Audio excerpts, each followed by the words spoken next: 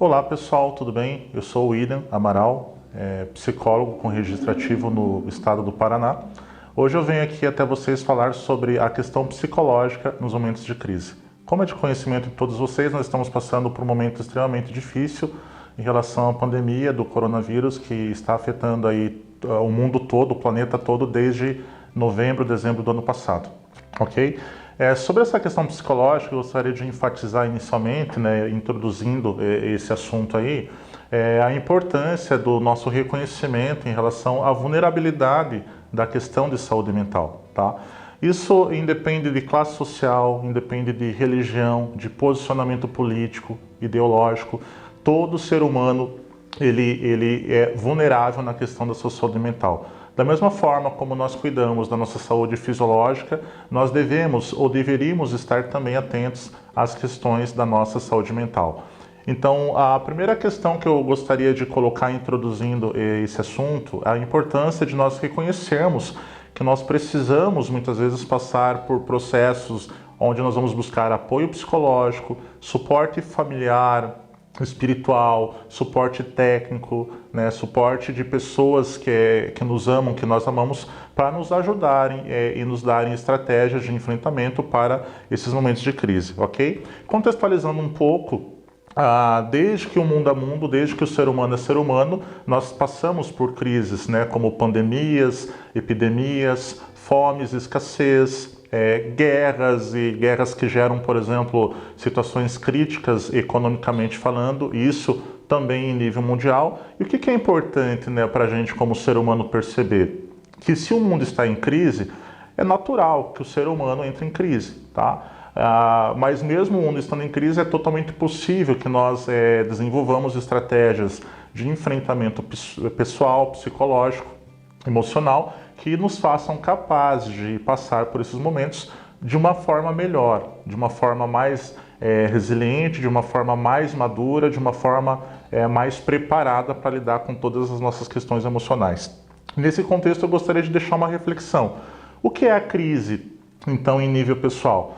Se nós somos afetados, como eu falei, por uma crise que vem em nível mundial, que está afetando todo o planeta, hoje nós temos, estatisticamente falando, mais ou menos 1/3 do planeta ou cumprindo questões relacionadas a isolamento social ou distanciamento social. Mais ou menos 1/3 do planeta, na data de hoje, está cumprindo medidas dos seus governos relacionadas a isso.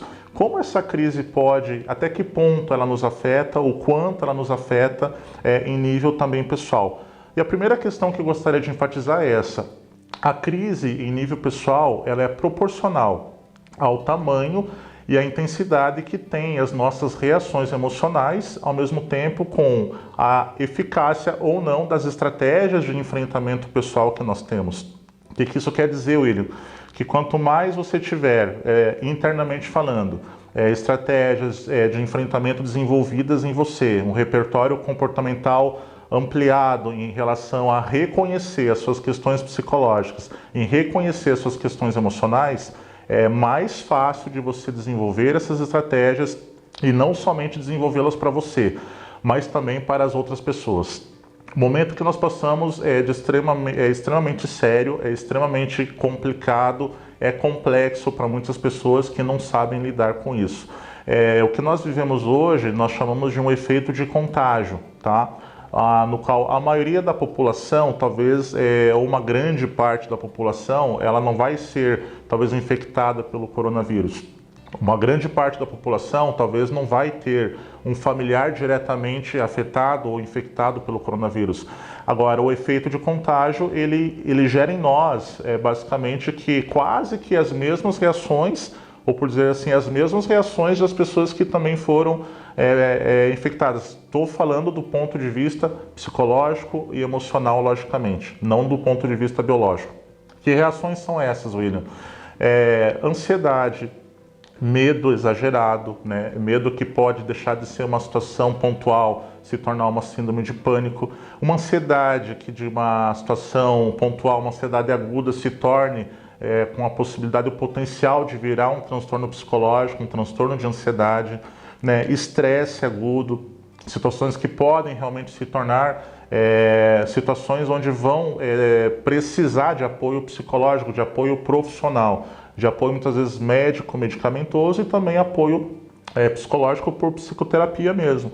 Então nós falamos nesses termos, né? O efeito que nós vemos hoje é um efeito de contágio. A maioria das pessoas estão ansiosas, estão desenvolvendo medo, estão desenvolvendo algum tipo até mesmo de pânico relacionado a isso, e isso é muito grave.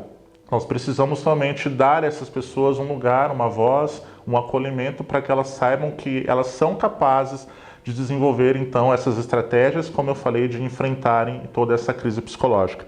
Uma outra coisa importante é essa questão do autoconhecimento, né? E de buscar e filtrar um pouco as informações. Eu quero pontuar também sobre essa questão. Nós estamos com excesso de informações sobre essa questão de crise global hoje, né? Não há tanto a necessidade de você buscar informações na internet, em blogs ou redes sociais, porque basicamente o que você abre hoje no próprio WhatsApp, você tem na tua mão informações sobre isso. Por que eu estou falando isso? Pela necessidade de nós filtrarmos, né, de forma considerável, nós diminuirmos o fluxo de informação que o nosso cérebro acessa. É comprovado cientificamente que o nosso cérebro ele tem um espaço mental. O que isso quer dizer? Há um espaço nele que comporta as informações que nós recebemos. E esse espaço ele deve ser tratado com carinho, ele deve ser tratado com zelo, né? O excesso de informações ele gera desgaste, ele gera sobrecarga no nosso cérebro, afetando o nosso desenvolvimento a ponto de que seja prejudicado, por exemplo, a nossa questão da própria concentração, né, a questão de memória, a nossa questão de planejamento das nossas funções executivas, ou seja, o nosso comportamento ele pode ser diretamente afetado pelo excesso de informações que nós estamos acessando. Por isso eu gostaria de dizer a vocês nessa tarde que vocês possam filtrar de uma maneira mais adequada tudo aquilo que chega através de vocês. Isso não tem a dizer que você realmente tem que se desligar de tudo, que você tem que se desconectar da realidade. Não é sobre isso. Isso seria negar o problema e não é isso que nós estamos propondo. Nós estamos propondo que você filtre aquilo que você lê de uma maneira melhor, né? E vou dar um exemplo aqui. O que vocês acham que é melhor? Por exemplo, acessar informações em blogs, fóruns, redes sociais, ou de repente ter acesso aí a um bom artigo científico dentro de uma revista científica que traga informações verdadeiras, comprovadas, né, que são muitas vezes regulamentadas essas informações também à população. Logicamente, é muito melhor ter acesso a uma informação de cunho científico, por exemplo. Né? Nós não pensamos nisso porque nós temos a tendência de imaginar que o nosso cérebro ele lida com tudo isso de uma maneira muito boa, e isso não é verdade. Gostaria de desmistificar aqui então essa situação. Nosso cérebro ele tem limite de informação, existe essa questão, como eu falei, do nosso espaço mental.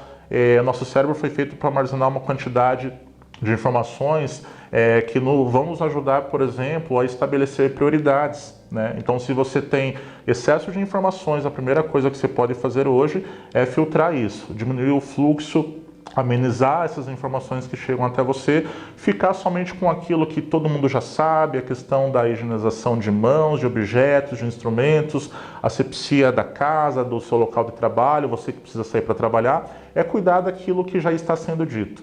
E principalmente, então, paralelamente a isso, a sua questão emocional, que é muito importante.